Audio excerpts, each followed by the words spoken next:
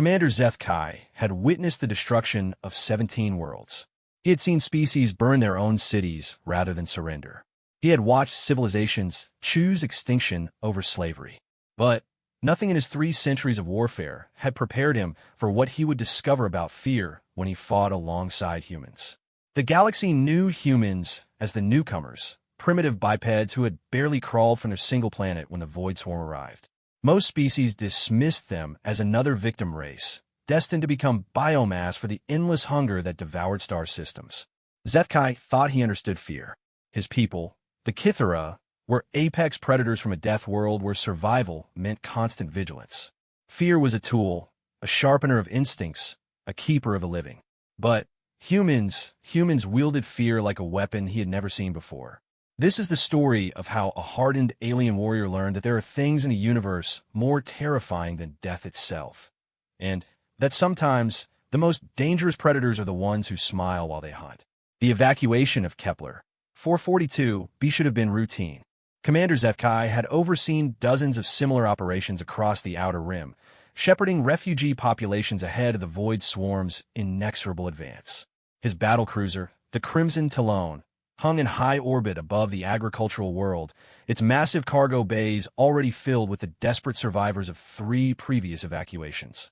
Zethkai stood on the bridge, his 4 arms crossed behind his back, watching the tactical display with growing frustration.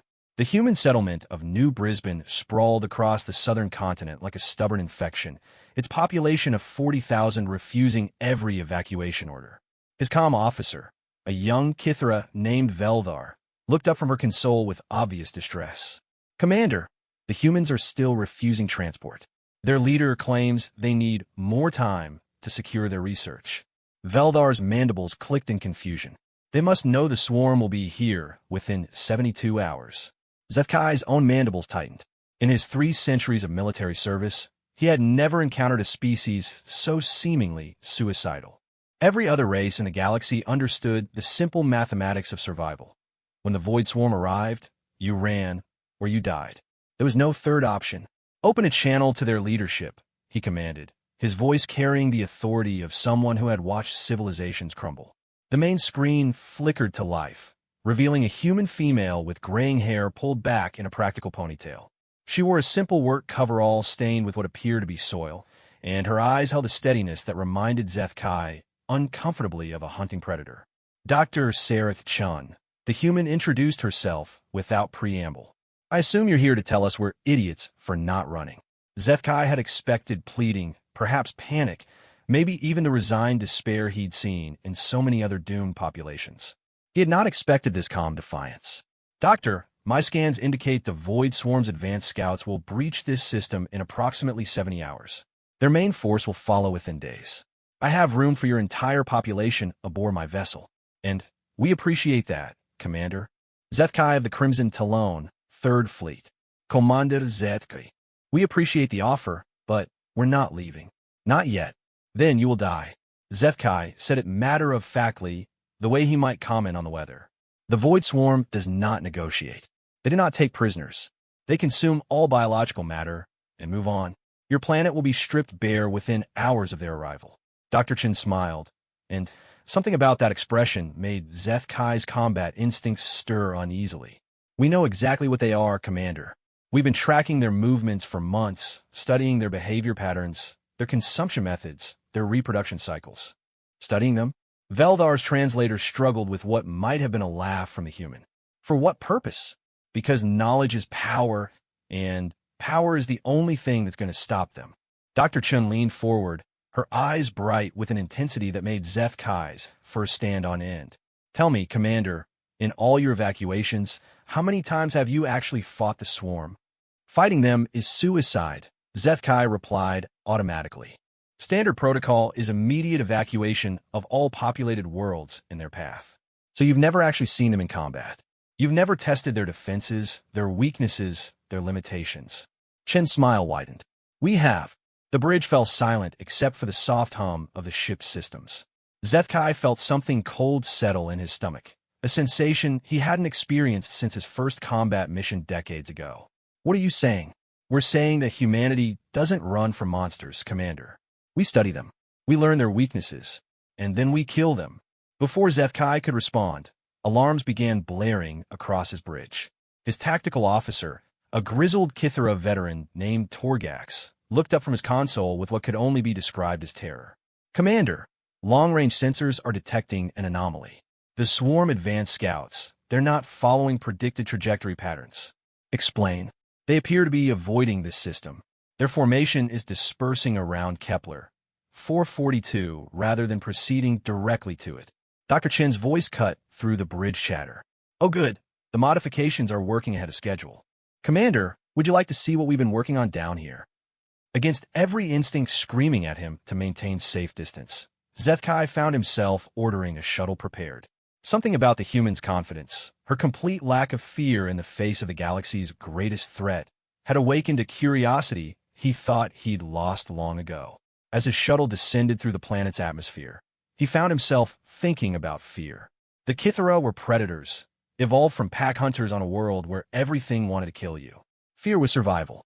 Fear kept you alert, kept you alive, kept you from making the mistakes that fed you to something higher up the food chain. But the humans seemed to operate on a completely different principle, one that inverted everything he thought he knew about survival. New Brisbane spread out beneath them like a typical human settlement, all straight lines and practical architecture. But as they descended, Zethkai began to notice irregularities. Massive structures that weren't on any of the orbital scans, partially underground and humming with energy signatures he didn't recognize. Fields that grew crops in patterns that hurt to look at directly. And everywhere, humans working with a focused intensity that reminded him of soldiers preparing for battle. Dr. Chen met them at the landing pad, accompanied by a group of humans whose ages ranged from barely adult to ancient by their species standards. What struck Zethkai immediately was their absolute calm. They moved and spoke like people who had already won a war that hadn't started yet. "Welcome to Project Prometheus," Dr. Chen said, leading them toward one of the underground structures. Named after the human mythological figure who stole fire from the gods and gave it to mortals. Seemed appropriate, given what we're doing here. The elevator descended for what felt like hours, finally opening onto a vast underground complex that stretched beyond the reach of Zethkai's enhanced vision. The air hummed with energy and activity, humans moving between banks of equipment that looked like nothing he'd ever seen. But it wasn't the technology that made his combat instinct scream warnings. It was the smell. Death. Old death, new death, and something else. Something that smelled like the void swarm, but wrong somehow, twisted in ways that made his predator instincts recoil in confusion. "What is this place?" he asked, his voice barely above a whisper. "This is where we've been dissecting them," Dr. Chan replied cheerfully. "Every piece of swarm biotech we could get our hands on. Captured scout drones, debris from their feeding frenzies, even a few live specimens we managed to trap and study." She led them past a series of transparent barriers, behind which Zethkai could see the unmistakable segmented forms of swarm organisms. But these weren't the mindless eating machines he'd heard described in 1,000 evacuation briefings. These were restrained, isolated, and very clearly dead. Around each specimen, teams of humans worked with the focused intensity of surgeons, taking measurements, collecting samples, running tests with equipment that registered energy signatures completely outside known technological parameters. "The galaxy sees the void swarm as a natural disaster," Dr. Chen continued, her tone conversational despite the horror show surrounding them. "A force of nature to be fled from rather than fought. But we've learned something interesting over the past 6 months of study. They're not actually that intelligent individually. Each organism is basically a specialized tool, like a cell in a larger organism. Very efficient, very deadly, but ultimately quite predictable once you understand their behavioral programming." They stopped before a massive viewing window that looked into what could only be described as a torture chamber. Inside, a swarm organism the size of a small aircraft writhed against restraints that sparked with electrical energy every time it moved.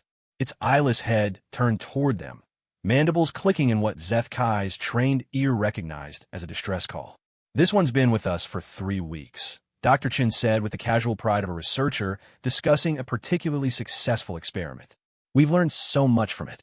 Did you know that their entire nervous system is basically one big radio antenna? They're constantly broadcasting their location, status, and sensory data back to the main swarm consciousness. Very efficient for coordination, but it makes them incredibly vulnerable to the right kind of interference. She gestured to a technician who activated some kind of device. The swarm organisms struggling immediately became erratic, its distress calls shifting to a different frequency that sounded almost like screaming. We've mapped their entire communication protocol. Dr. Chun continued, as if nothing was happening. Better yet, we've figured out how to spoof it. Every message they send back to the main swarm, we can intercept and modify before retransmission. We can make them think they've successfully consumed a planet when they haven't even arrived. We can send them false reports about resource availability, population densities, even the location of their own forces. Zethkai felt his legs go weak. You're interfering with their communications? Oh, we're doing so much more than that. Dr. Chin's smile was bright and terrible. Would you like to see the really interesting part? Without waiting for an answer, she led them deeper into the complex, past laboratories where humans worked with samples of swarm biotech, past workshops where they appeared to be building weapons from components that still writhed with alien life, past holding cells where more captured swarm organisms waited in various states of dissection.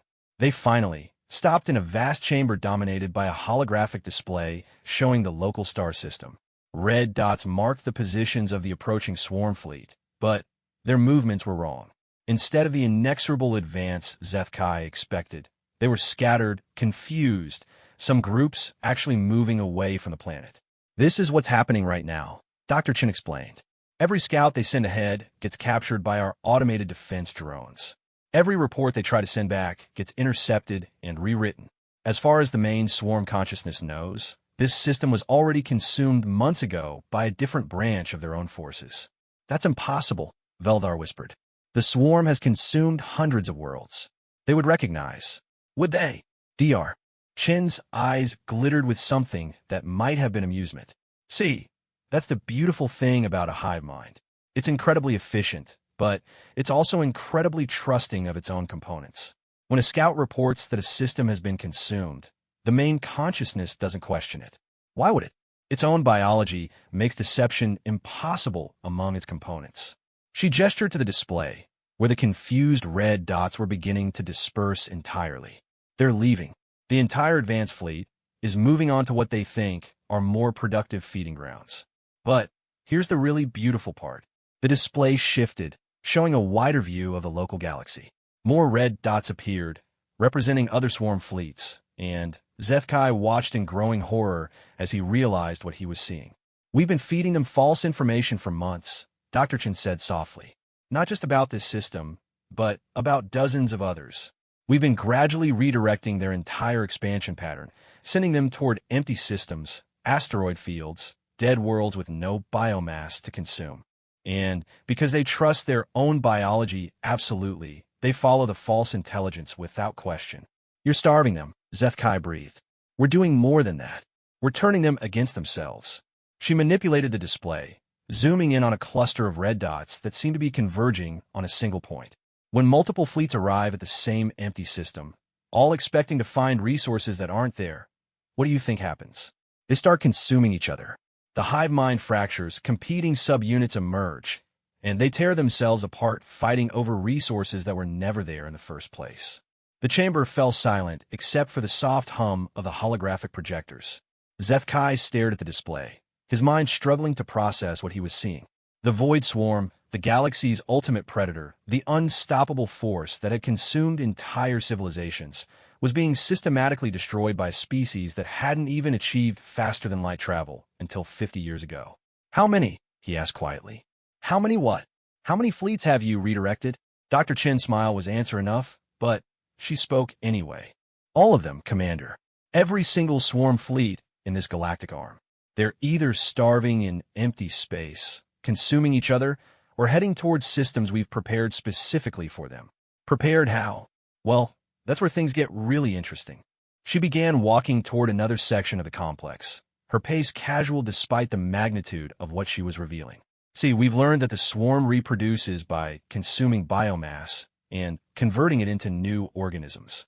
Very efficient, but it requires specific biological components. Take away those components, and they can't reproduce. Worse, they actually start breaking down at the cellular level. They entered what appeared to be a massive biological laboratory, where teams of humans worked with samples of organic material that Zethkai didn't recognize. The smell here was different, cleaner, but somehow more disturbing than the death that permeated the rest of the complex. We've been developing what we call biological landmines, Dr. Chen explained. Organisms that look and taste exactly like normal biomass to the swarm, but contain genetic viruses specifically designed to target their reproduction mechanisms. They consume the bait, the virus spreads through their connected biology, and within days, entire fleets start dissolving from the inside out.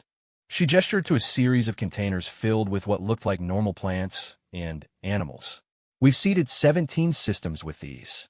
Every time the swarm tries to feed there, they're actually poisoning themselves. The beauty of it is that they can't detect the difference until it's too late. By the time symptoms manifest, the entire fleet is already infected. Zethkai struggled for words. This is monstrous. Is it? Dr. Chen stopped and turned to face him, her expression genuinely curious. They've consumed billions of sentient beings across hundreds of worlds. They've destroyed entire civilizations, turned living planets into barren rock. We're giving them exactly what they've given everyone else. The only difference is that we're better at it than they are. But you're torturing them. I saw the specimens upstairs. We're gathering intelligence from enemy combatants. Every piece of information we extract saves lives across the galaxy. Her voice hardened slightly. How many evacuation ships have you filled, Commander? How many refugees have you processed? How many worlds have you watched die because the galaxy's response to the swarm is to run away and hope they get full before they reach your homeworld? Zethkai couldn't answer. In 3 centuries of service, he had overseen the evacuation of 47 worlds. 47 entire civilizations reduced to refugee populations, their homes and histories consumed by an enemy that couldn't be reasoned with or fought. We're not running, Dr. Chen continued. We're fighting back, and we're winning. In 6 months, we've done more damage to the swarm than the rest of the galaxy has managed in 50 years of evacuation protocols. They continued through the complex, past laboratories where humans worked with alien technology, past workshops where they built weapons from repurposed swarm biotech, past holding areas where captured specimens provided intelligence about enemy movements and capabilities. Everywhere, humans worked with the focused intensity of people who had found their purpose. But it was the way they looked at the captured swarm organisms that finally made Zethkai understand what he was seeing. There was no fear in their eyes, no revulsion, no horror at being in close proximity to the galaxy's ultimate predator. Instead, there was curiosity, calculation, and something that might have been hunger. You enjoy this, he said suddenly. Dr. Chen paused, considering the statement. I enjoy solving problems. The swarm is a very interesting problem. No, it's more than that. You enjoy the hunt. You enjoy having them helpless. For the first time since he'd met her, Dr. Chen's expression shifted to something that might have been surprise. Commander, the Void Swarm has killed trillions of sentient beings. They've destroyed civilizations that took millions of years to develop. They consume everything they touch and leave nothing behind but barren rock. Are you suggesting that finding ways to stop them is somehow morally questionable? I'm suggesting that you've become something worse than they are. The words hung in the air between them, and Zethkai realized that every human in earshot had stopped working to listen. The silence stretched until Dr. Chen finally spoke. Commander, with respect, that's exactly the kind of thinking that's allowed the swarm to consume half the galaxy. You see them as a force of nature, something to be feared and fled from. We see them as an enemy to be defeated. The difference in our approaches speaks for itself. She gestured toward the holographic display, where the scattered red dots continued their confused wandering through empty space. In 6 months, we've crippled their expansion, turned their own biology against them, and reduced their effective force strength by approximately 60%. How many worlds has the Galactic Evacuation Protocol saved in the same time period? Zethkai knew the answer. 0. The evacuation protocols had saved populations, but not worlds. Every planet in the swarm's path was eventually consumed, regardless of how quickly its inhabitants fled. But the cost, he said quietly. What you're becoming in the process. What we're becoming is victorious, Dr. Chen replied. And If that requires us to be something the galaxy finds uncomfortable, then perhaps the galaxy needs to reevaluate its definitions of morality. As they continued through the complex, Zethkai found himself thinking about fear again. He had come to this world expecting to find another population paralyzed by terror at the approach of certain death. Instead, he had found something that terrified him far more than any swarm fleet. He had found predators who smiled while they worked. The emergency klaxons aboard the Crimson Talon had been blaring for 6 hours when Zethkai, finally, returned from the planet's surface. His shuttle bay crews scattered as he strode through the corridors, his 4 arms held rigidly at his sides, his normally immaculate uniform disheveled from the underground complex. The bridge crew fell silent as he entered, their usual efficient chatter dying away like a flame in vacuum.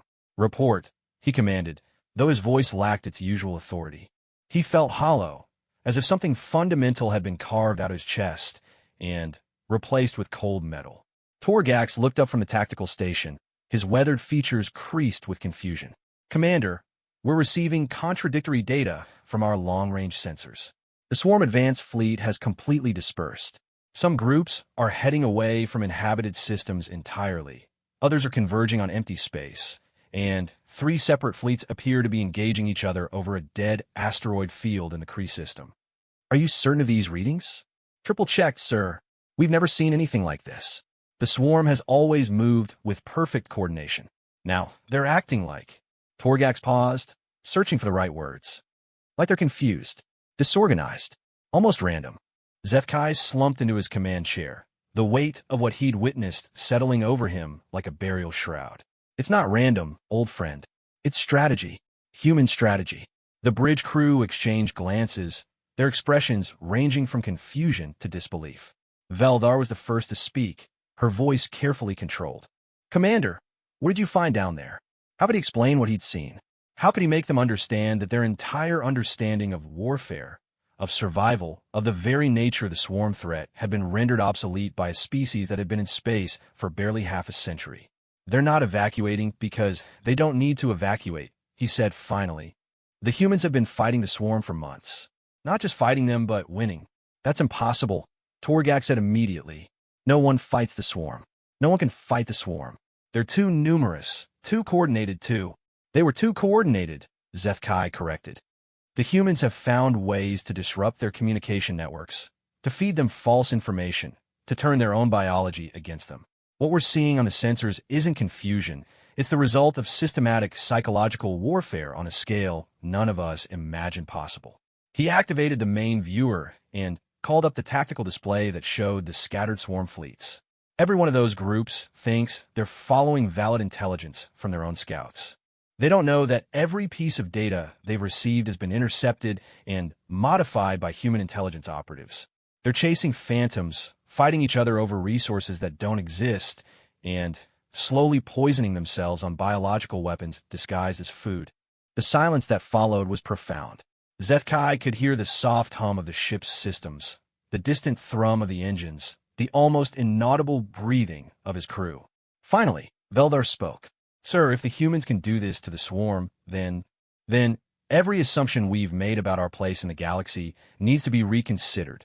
Zethkai stood and began pacing, a habit from his younger days when problems seemed simpler and solutions more straightforward. "We spent 3 centuries treating the swarm as a force of nature, something to be endured, not fought. The humans see them as an engineering problem to be solved. But the cost," Torgax said quietly. "What kind of cost?" Zethkai remembered Dr. Chen's smile, the casual way she had discussed torture and biological warfare, the hunger in her eyes when she spoke about defeating the swarm. "I think they've stopped seeing their enemies as living beings. Or perhaps they never saw them that way to begin with." Before anyone could respond, the communication station erupted in activity. The officer manning it, a young Kithra named Kextai, looked up with wide eyes. "Commander, we're receiving an emergency transmission from the 4th Fleet. Admiral Morthek is requesting immediate conference." Zethkai felt his stomach drop. Admiral Morthek commanded the galaxy's largest evacuation fleet, responsible for refugee operations across 7 star systems. If he was calling for an emergency conference, something had gone very wrong. "Put him through." The main screen flickered to reveal the grizzled features of Admiral Morthek, his scarred face bearing the marks of a lifetime spent in dangerous places. Behind him, Zethkai could see the controlled chaos of a fleet command center in crisis mode. Zethkai, thank the ancestors I could reach you. We have a situation that defies all understanding. The Admiral's voice carried an edge of panic that Zethkai had never heard before. 3 hours ago, the swarm fleet threatening the vegan colonies simply stopped. They're hanging motionless in space, showing no signs of activity or organization. No communication between vessels, no movement toward their target worlds, nothing. Admiral, I may be able to explain, there's more. Morthek continued as if he hadn't heard. We're getting similar reports from fleets across the Outer Rim. Swarm forces that were days away from consuming inhabited worlds have gone completely inactive. Some are even retreating. My xenobiology teams are detecting massive die-offs in several fleets, as if their organisms are simply dissolving. Zethkai closed his eyes. How massive? Preliminary estimates suggest 60 to 70% casualty rates in affected fleets. Whatever's happening to them, it's spreading. Some of my analysts think it might be some kind of plague or biological weapon, but we've never seen anything that could affect the swarm like this. Admiral, I need you to listen very carefully. I'm currently in orbit around a human colony world. The humans have been conducting covert operations against the swarm for months. What you're seeing is the result of systematic biological and psychological warfare designed to cripple their command structure and poison their reproduction mechanisms. The silence from the admirals stretched long enough that Zethkai wondered if the transmission had been lost. When Morthek finally spoke, his voice was barely above a whisper. Are you telling me that a single species has accomplished what the entire galaxy couldn't manage in 50 years of warfare? I'm telling you that the humans approach warfare in ways that we never imagined. They don't just fight their enemies, they study them, understand them, and then turn their own nature against them. By the ancestors. Morthek's image flickered as his ship's systems adjusted to some disturbance. Zethkai, if this is true, then we need to establish formal contact with human leadership immediately. The Defense Council needs to know about this. Hell, every species in the galaxy needs to know about this. Before Zethkai could respond, new alarms began sounding on both ships. Kextai looked up from his console with an expression of pure terror.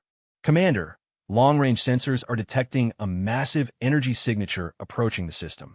Configuration unknown, but the power readings are off the scale. Torgax's fingers flew over his tactical controls, confirming unknown contact. Range approximately 1 light hour and closing. Energy signature is... I've never seen anything like this. It's not swarm, not any known galactic technology. On the screen, Admiral Morthek's expression had gone pale. Zethkai, we're detecting the same anomaly from our position. Whatever's coming, it's big enough to power a small star. Zethkai felt ice forming in his veins. How long until it reaches this system?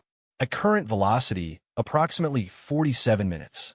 The command channel crackled to life with a familiar voice. Commander Zethkai, this is Dr. Chun.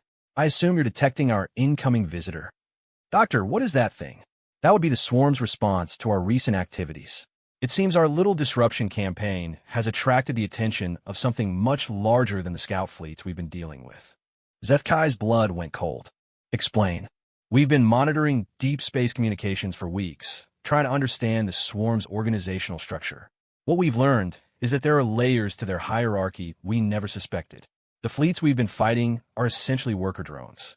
Above them are supervisor organisms. Above those are regional coordinators, and at the top. Her voice carried a note of excitement that made Zethkai's combat instincts scream warnings. At the top is something they call a prime intelligence. And you've attracted its attention. We've done more than that. We've apparently damaged enough of its subsidiary units that it's decided to investigate personally. What's coming toward us is a prime intelligence, and its personal fleet. Admiral Morthek's voice cut across the channel. How many ships? Based on our sensor readings, approximately 10,000 vessels, including the Prime Intelligence's command ship, which appears to be roughly the size of a small moon. The bridge fell silent, except for the soft sounds of crew members trying not to hyperventilate. 10,000 swarm ships was more than most species had ever seen in one place. The largest recorded swarm fleet had contained perhaps 300 vessels, and that had been sufficient to consume an entire star system within days. Doctor, Zethkai said carefully, I assume you have a plan? Oh, we have several plans. The question is whether you and your fleet are willing to help us implement them.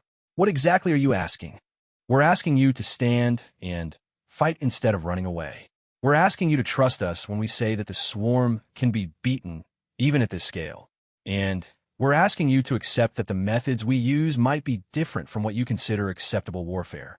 Zethkai looked around his bridge at the faces of his crew.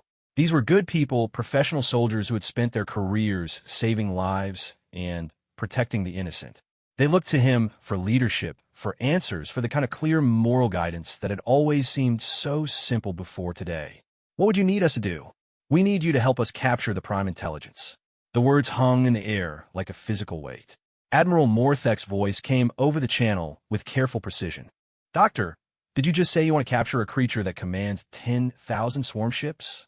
That's exactly what I said. See, we've learned something very interesting about swarm hierarchy. The lower levels can function independently if necessary, but they're much more efficient when receiving direct commands from higher levels. A Prime Intelligence doesn't just coordinate its fleet, it essentially thinks for them.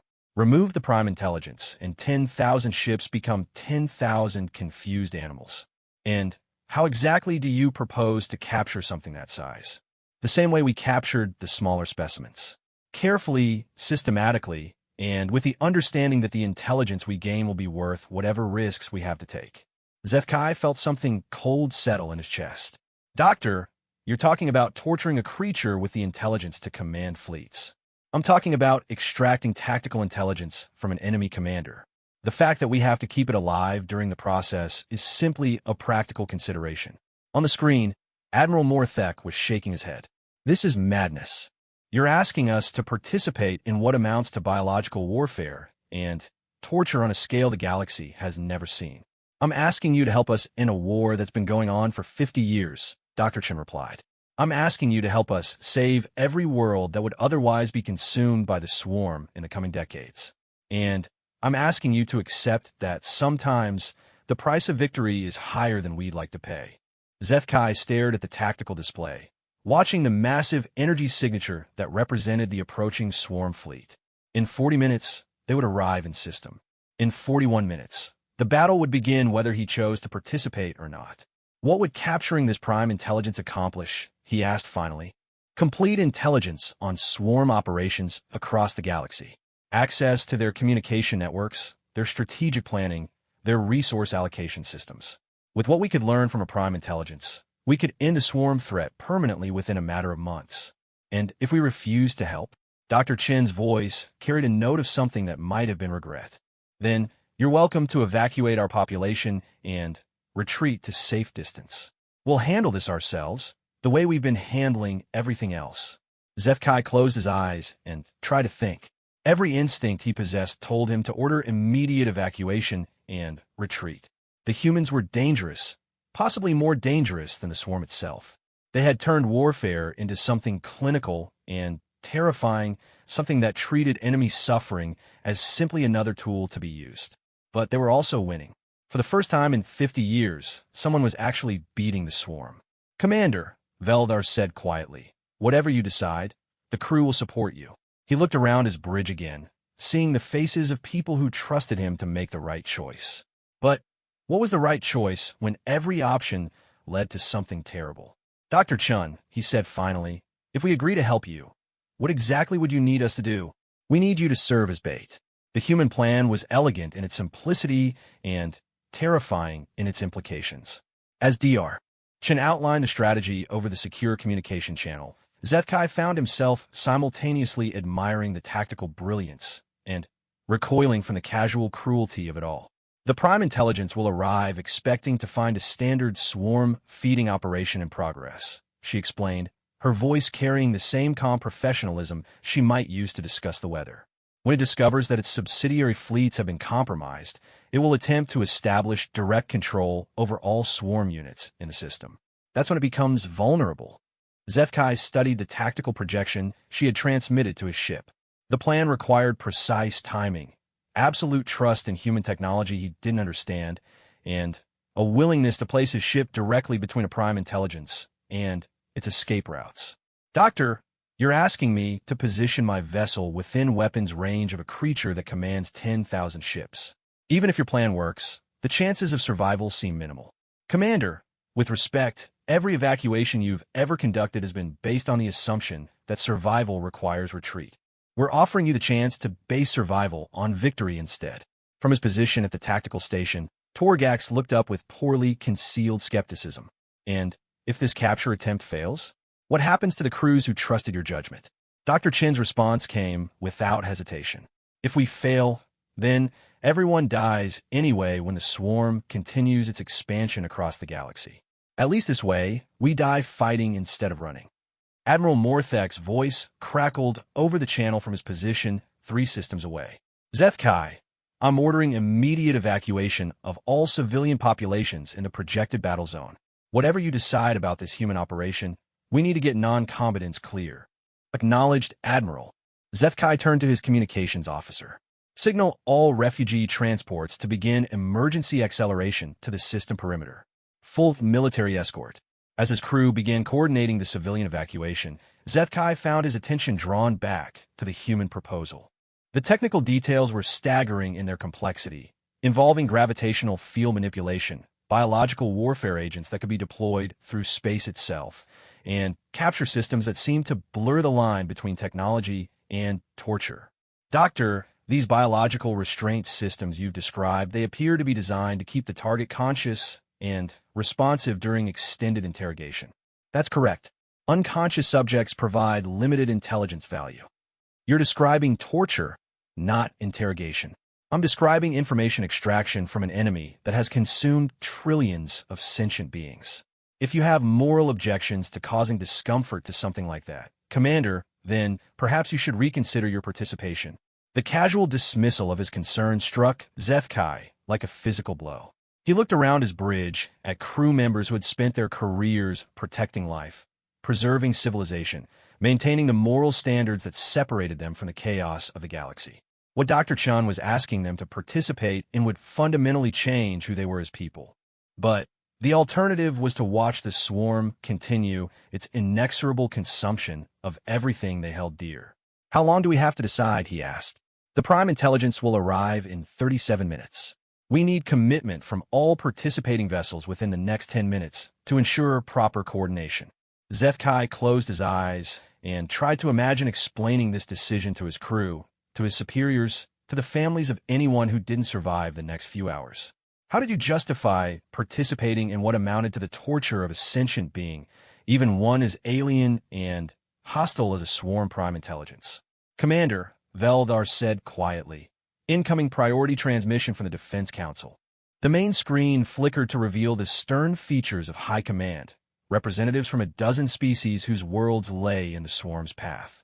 At the center of the group sat Admiral Jexera of the Hegemony Fleet, her ancient features bearing the scars of a lifetime spent fighting hopeless battles. Commander Zethkai, she began without preamble, we've been monitoring your communications with the human colony. Is it true that this species has developed effective weapons against the swarm? It's true, Admiral. The humans have been conducting covert operations for months, systematically disrupting swarm communications and deploying biological weapons that target their reproduction mechanisms. And the reports of massive casualties among swarm fleets? Confirmed.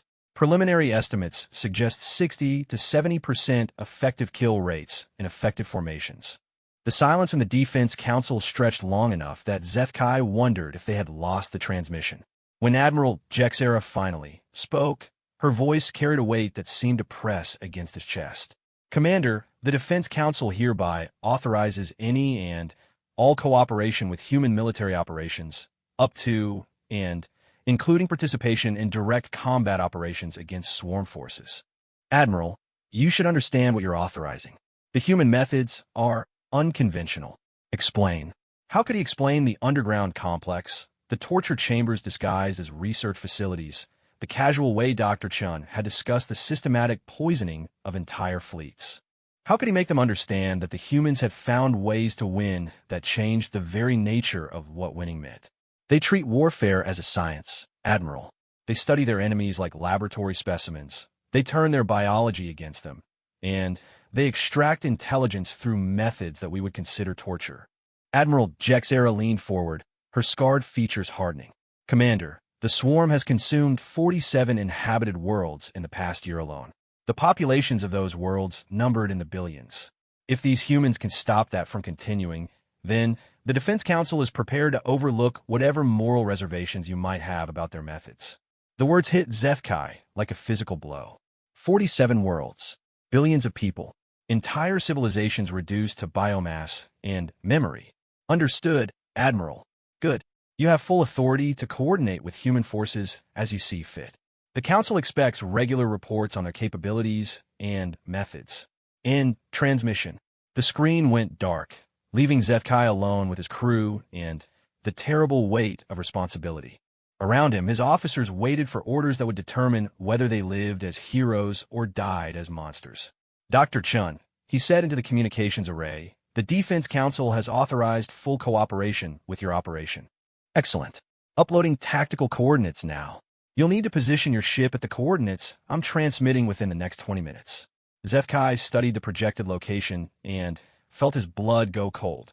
Doctor, these coordinates place my ship directly between the incoming prime intelligence and the system's primary escape vector. That's correct. We need the prime intelligence to perceive your ship as a threat to its retreat options. When it moves to engage you directly, our capture systems will activate. And if your capture systems fail, then you'll be facing a prime intelligence and its personal guard fleet at close range with no backup and no retreat options. Torgax looked up from his tactical station with undisguised horror. Commander, that's a suicide mission. Is it? Zethkai asked Dr. Chun. Are you asking us to sacrifice ourselves for your operation? I'm asking you to trust in human engineering and human planning. We've spent months preparing for this moment. Our calculations show a 73% probability of successful capture with minimal casualties to participating vessels. And the other 27% represents acceptable risk in pursuit of strategic objectives that could end the war. Acceptable risk. Zethkai found himself thinking about those words as he stared at the tactical display. Acceptable to whom? To the families of his crew? To the civilizations that depended on the defense fleet for protection? To the billions of people who would die if the swarm continued its expansion? All hands, this is the commander. His voice echoed through the ship's communication system, reaching every crew member from the bridge to the engine rooms. In approximately 20 minutes, this ship will engage in combat operations against a swarm prime intelligence. This is not an evacuation mission. This is not a rescue operation. We're going into battle alongside forces that may be our only hope of ending the swarm threat permanently. He paused, knowing that his next words would change everything for the people under his command. I want every member of this crew to understand what we're being asked to do. Our human allies employ methods that we might consider morally questionable. They wage war in ways that prioritize victory over conventional ethics. If you cannot accept that, if you cannot serve alongside forces that operate by different moral standards, then I will arrange for your immediate transfer to the evacuation vessels. The silence that followed stretched for long minutes. Finally, Veldar's voice came over the comm system. Commander, this is Lieutenant Veldar speaking for the bridge crew. We stand with you. Other voices began joining hers. Department heads, section leaders, individual crew members, all confirming their willingness to see this through. Not because they understood what they were getting into, but because they trusted their commander to make the right choice. The weight of that trust was almost unbearable. Thank you, he said simply. All stations, prepare for combat operations. Navigation, set course for the coordinates Dr. Chun has provided. Engineering, I want maximum power to shields and weapon systems. Communications, maintain open channels with both the human forces and Admiral Morthek's fleet. As the ship began moving toward its assigned position, Zethkai found himself thinking about fear again. He had thought he understood it, had believed it was simply an evolutionary response to danger. But the humans had shown him something different. They had shown him that fear could be a weapon, that it could be turned against enemies in ways that traditional warfare never imagined. They had also shown him that sometimes the most terrifying thing in the galaxy wasn't the monster you were fighting, but the ally standing beside you. Commander, Kextai called from the communications station. Incoming transmission from the human surface teams. Dr. Chun wants to speak with you privately. Zefkai nodded and activated his personal comm unit. Dr. Chen's face appeared on the small screen, her expression more serious than he had seen before. Commander, I want you to understand something before this begins. What you're about to witness will change how you see warfare forever. The methods we employ, the weapons we use, the intelligence we extract, none of it will fit into the comfortable moral categories you're used to. Doctor, are you trying to give me one last chance to retreat? I'm trying to prepare you for the reality of fighting alongside humans. We don't wage war the way other species do. We don't limit ourselves to weapons and tactics that feel clean or honorable. We wage war to win. And we accept that winning sometimes requires becoming something that even we don't entirely recognize. Zefkai stared at her image, trying to understand what she was really telling him. Are you saying that this war has changed your species? I'm saying that this war has revealed what our species actually is. What we've always been underneath the civilization and the moral philosophy and the codes of conduct. Her smile was sharp and predatory. We're apex predators, Commander. We always have been. The only difference is that now we have prey worthy of our attention. The transmission ended, leaving Zefkai alone with the terrible understanding that he was about to discover exactly what it meant to fight beside something that might be more dangerous than the enemy they faced. On the tactical display, the massive energy signature of the approaching prime intelligence grew larger and more distinct. 10,000 ships, a creature the size of a small moon, and intelligence that had coordinated the consumption of entire civilizations. In 15 minutes, the battle would begin. In 16 minutes, Zefkai would learn what real fear looked like when it smiled back at you. The prime intelligence emerged from hyperspace like a wound torn in reality itself. Zefkai watched the tactical display with growing horror as sensors struggled to process the sheer scale of the entity before them. The main body was indeed moon-sized, a writhing mass of organic architecture that pulsed with bioluminescent patterns too complex for his eyes to follow. Around it, 10,000 ships moved in perfect formation, each one responding to neural impulses that traveled faster than light through the quantum substrate that connected all swarm organisms. By the ancestors, Torgax whispered from his station. I've never seen anything like it. The prime intelligence hung motionless in space for several moments, its massive sensory organs scanning the system with methodical precision. When it detected the scattered remains of its scout fleets, the bioluminescent patterns across its surface shifted to what Zefkai's combat experience recognized as rage. Commander, Dr. Chen's voice crackled over the comm. The prime intelligence is beginning its diagnostic sequence. In approximately 3 minutes, it will attempt to re-establish communication with all swarm units in the system. When it discovers the extent of the damage we've inflicted, it will enter what we call correction mode. That's when we need you to move. Zefkai gripped the arms of his command chair as he watched the massive creature's surface ripple with new patterns. What exactly is correction mode? It's the behavioral state prime intelligences enter when they detect systematic failures in their subordinate units.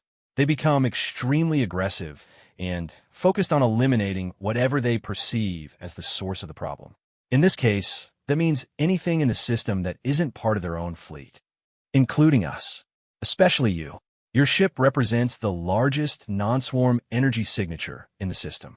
It will prioritize your destruction above all other considerations. On the tactical display, energy readings from the prime intelligence began spiking as its massive brain processed the data from its scouts. The bioluminescent patterns across its surface shifted through spectrum ranges that hurt to look at directly, and the formations of ships around it began moving with new urgency. Correction mode initiated, Dr. Chen announced. Commander, execute attack pattern alpha now. Zefkai felt his throat go dry as he gave the order that would doom his ship or save the galaxy. All stations, implement attack pattern alpha. Navigation, full acceleration toward target. Weapons, prepare to engage escort vessels. The Crimson Talon surged forward, its engines pushing the massive battle cruiser toward the prime intelligence at velocities that strained both machinery and crew. Around them, space filled with the energy signatures of swarm ships reacting to their approach, 10,000 vessels moving to intercept a single enemy with the coordination of a single organism. First wave engagement in 30 seconds, Torgax reported, his voice steady despite the magnitude of what they faced. I'm detecting weapon signatures unlike anything in our databases. These aren't the standard swarm bioweapons. They're custom designed for the Prime Intelligence's personal protection. Dr. Chun explained over the comm, weapons that can crack planets if necessary. But they're also slower to target than the standard swarm arsenal, designed for engaging large formations rather than individual ships. Zethkai hoped she was right as the first wave of escorts opened fire. Space filled with energy beams that could vaporize asteroids, biological projectiles that moved like living things, and weapons that seemed to bend reality itself around their impact points. The Crimson Talon's shields flared as they absorbed impacts that would have destroyed smaller vessels outright. Shields holding at 70%, his engineering officer reported. But we can't sustain this kind of punishment for long. You don't need to sustain it for long, Dr. Chen replied. Look at your tactical display. The Prime Intelligence is moving to engage you directly. She was right. The massive creature had detached itself from its protective formation and was accelerating toward them with surprising speed for something so large. Its surface rippled with new patterns, and Zethkai found himself thinking that it looked almost eager. Doctor, your creature appears to be enjoying this. Prime Intelligences are apex predators, just like their smaller cousins. They don't just coordinate swarm activities, they participate in them directly when the prey is interesting enough. You've made yourself very interesting, Commander.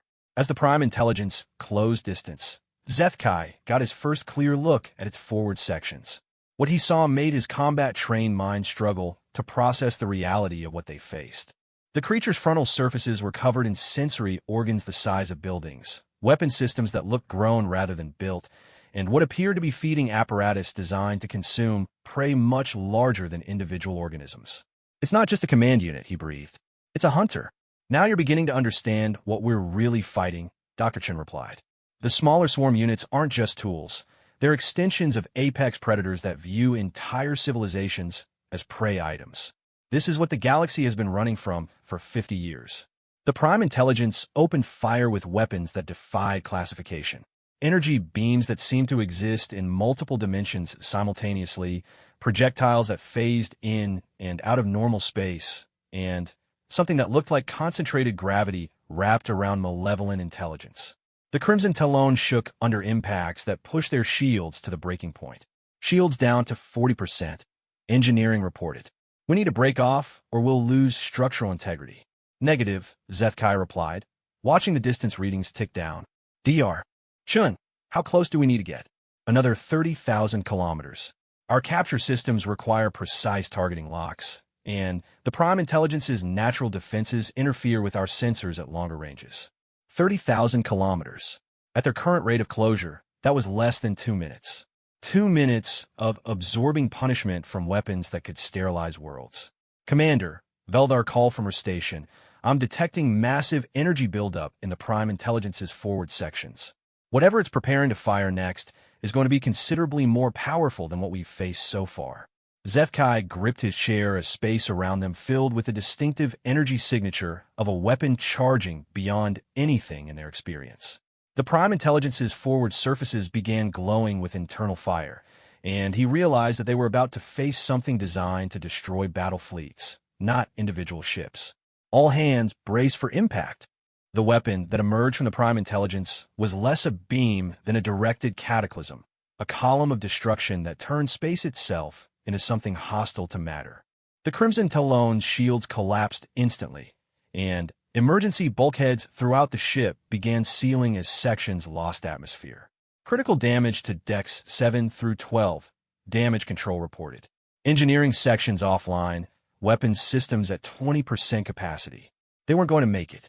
Even if they survived the next 30 seconds, they wouldn't have the power or structural integrity to serve as effective bait for the capture operation. Dr. Chun, Zethkai said into the comm, we're not going to reach target distance. Our ship is too damaged to maintain the approach. Understood, Commander. Implementing backup plan. Before Zethkai could ask what the backup plan entailed, space around the Prime Intelligence began filling with new energy signatures. At first, he thought they might be human ships emerging from some kind of stealth field. Then his sensors began resolving the contacts, and he realized that what he was seeing was impossible.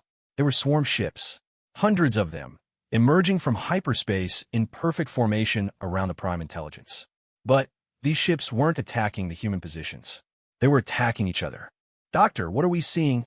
We've been broadcasting false command signals on the Prime Intelligence's own command frequencies. Every ship that arrives in the system receives orders identifying other swarm vessels as hostile intruders that need to be eliminated immediately. On the tactical display, chaos erupted as swarm fleets began engaging each other with the same vicious efficiency they normally reserve for their prey. The Prime Intelligence's escort formations found themselves under attack from vessels they recognized as their own, commanded by intelligence they trusted absolutely, following orders that made perfect sense within their hierarchical understanding of reality. "It's beautiful," Dr. Chun continued, her voice carrying a note of professional satisfaction. "They can't distinguish between legitimate and false command signals because their entire biology assumes that deception within the swarm is impossible. They're literally incapable of questioning orders that come through proper channels." The Prime Intelligence itself had stopped firing at the Crimson Talon, its attention focused on the impossible spectacle of its own forces destroying each other. The bioluminescent patterns across its surface shifted through sequences that Zeth Kai's combat experience recognized as confusion, then analysis, then something that might have been fear. "Now," Dr. Chen announced, space around the Prime Intelligence suddenly filled with new structures, enormous constructions that seemed to unfold from nothing. As Zeth Kai watched, he realized that the humans had hidden massive capture arrays throughout the system, devices that had remained invisible until the moment of activation. The arrays deployed faster than anything he'd ever seen, surrounding the Prime Intelligence with a web of energy fields and physical restraints that contracted with mechanical precision. The creature's reaction was immediate and violent, its massive bulk thrashing against the restraints while its surface erupted with weapons fire directed at the capture systems. "Target is secure," Dr. Chen reported, initiating sedation protocols. What happened next made Zeth Kai's stomach turn.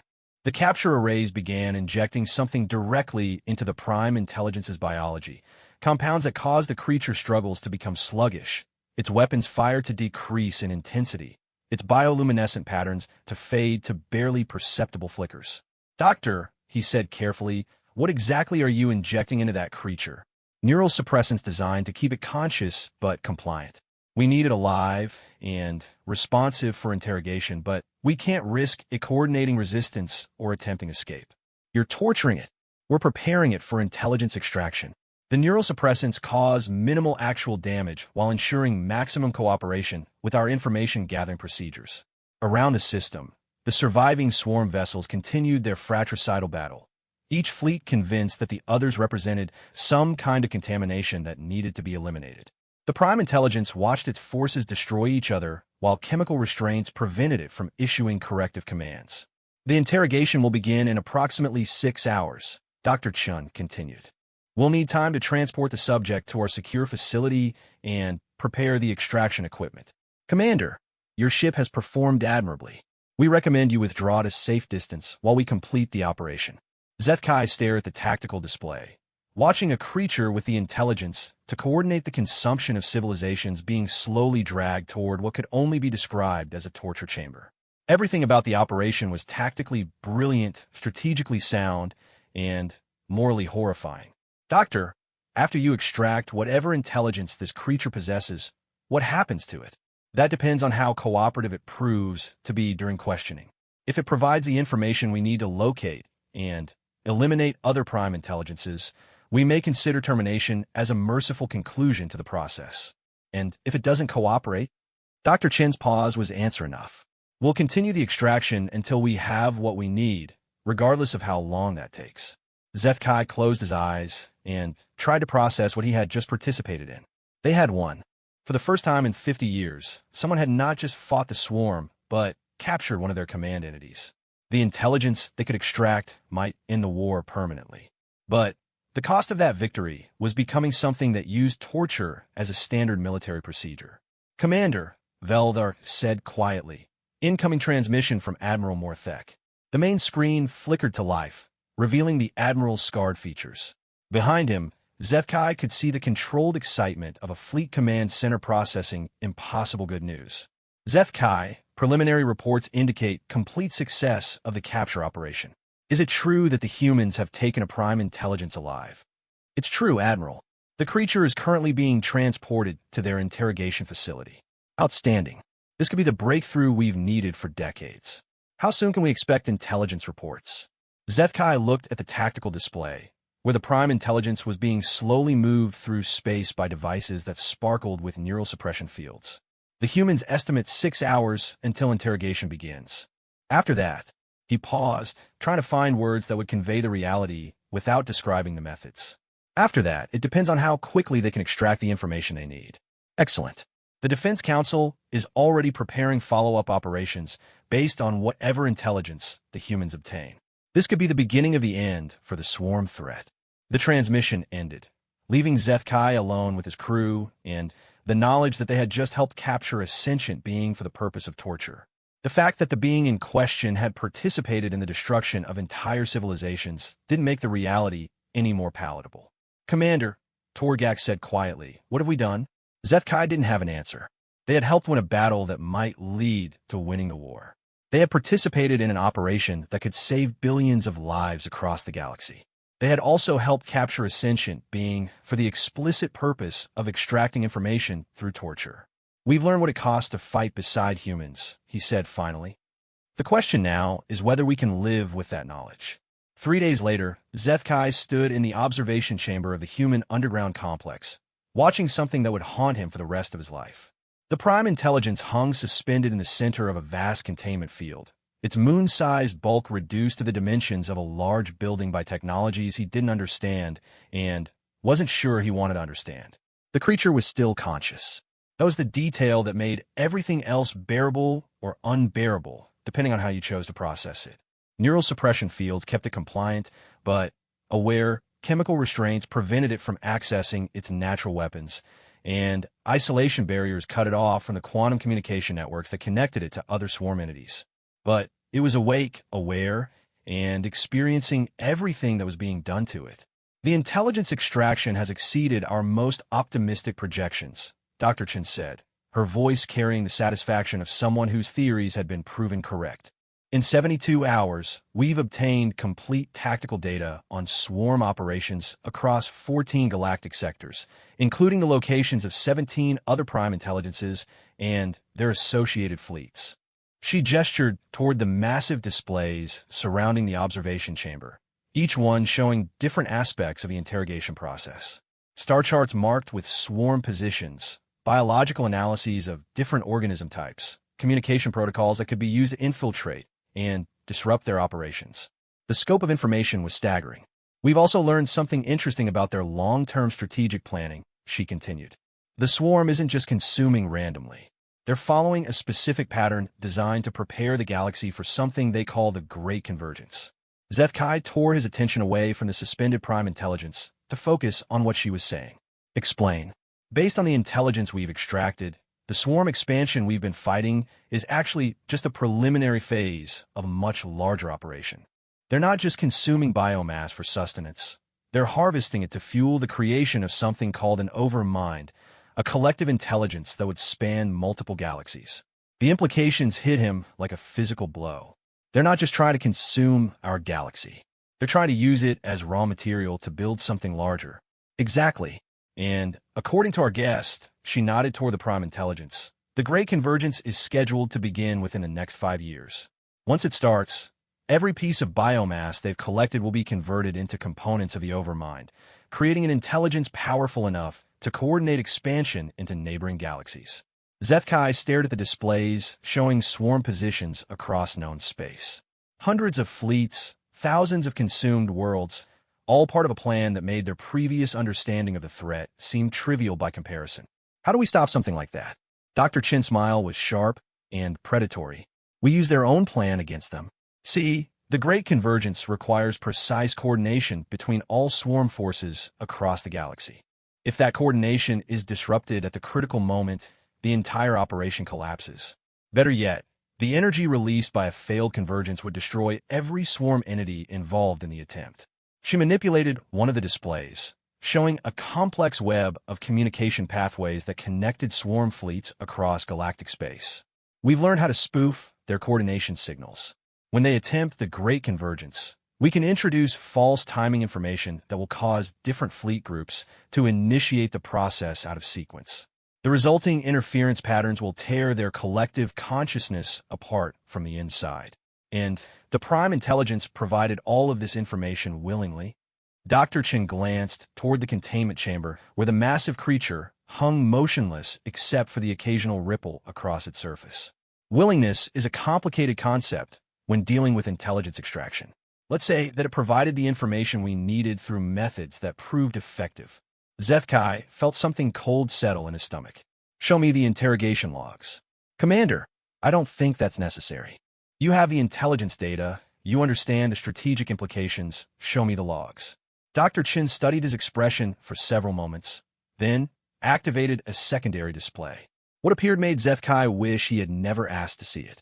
The interrogation process involved systematic application of neural stimulation designed to activate the Prime Intelligence's pain responses while keeping it conscious and responsive. Human technicians worked with the clinical precision of surgeons, identifying nerve clusters and applying precisely calibrated electrical fields that caused the creature obvious distress without damaging its ability to communicate. But it was the duration that made it truly horrifying. 72 hours of continuous stimulation, with breaks only long enough to prevent the subject from losing consciousness or suffering permanent neurological damage. 72 hours of methodical torture applied by people who monitored the creature's vital signs to ensure maximum suffering without death. Turn it off, Zethkai said quietly. Commander, turn it off now. The display went dark, leaving them alone with the suspended Prime Intelligence and the knowledge of what had been done to extract the information that could save the galaxy. The intelligence we've gathered will allow us to end the swarm threat permanently, Dr. Chen said after a long pause.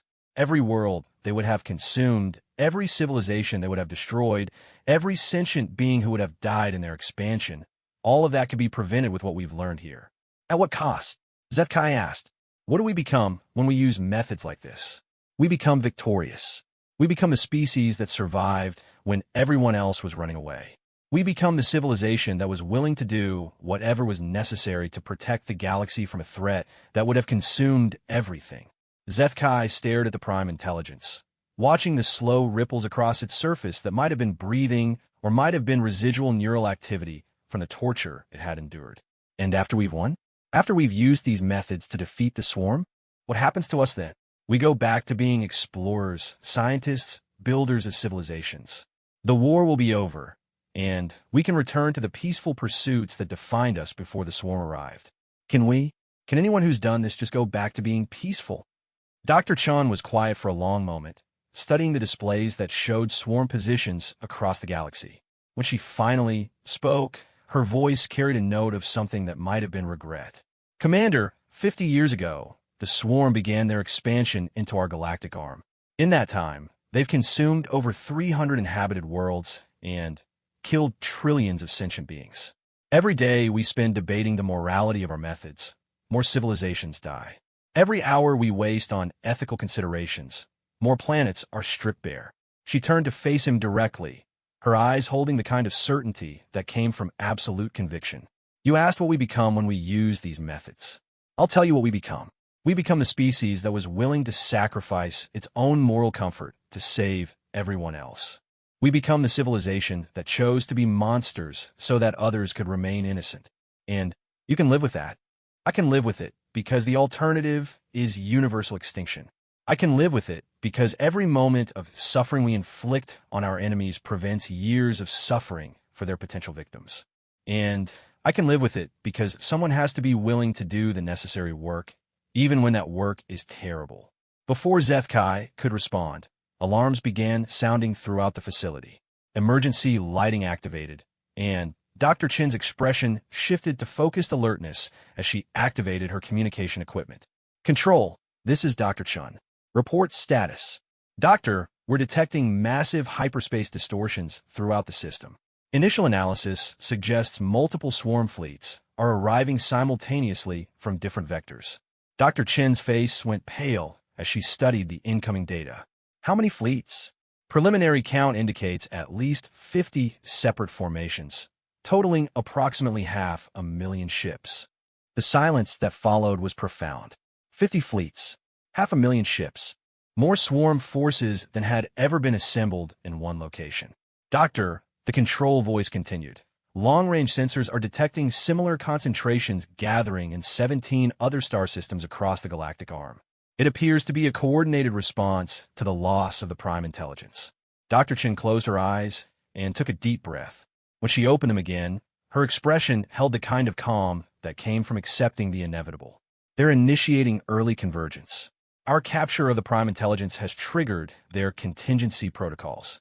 Instead of waiting 5 years, they're beginning the process now, with whatever biomass they've already collected. Zethkai felt the weight of understanding settle over him. Can we stop it? Not with 500,000 ships bearing down on us.